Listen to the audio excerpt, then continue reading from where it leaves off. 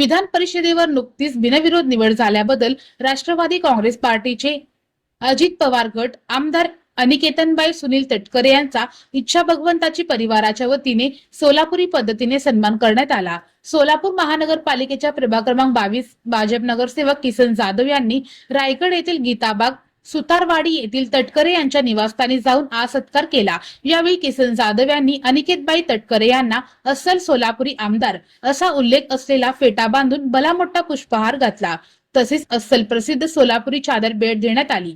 विशेष आकर्षण ठरलेल्या या सोलापुरी चादरीवर राज्याचे मुख्यमंत्री देवेंद्र फडणवीस हे विधान परिषद आमदार अनिकेतबाई तटकरे यांना पेढा भरवत असतानाचा, तसेच खासदार सुनील तटकरे यांनी महिला व बालकल्याण मंत्री आदिती तटकरे यांचा एकत्रित फोटो प्रतिमा स्वरूपात विणण्यात आला होता। ही आगळी वेगळी प्रतिमा पाहून आमदार अनिकेतबाई तटकरे भारावून गेले।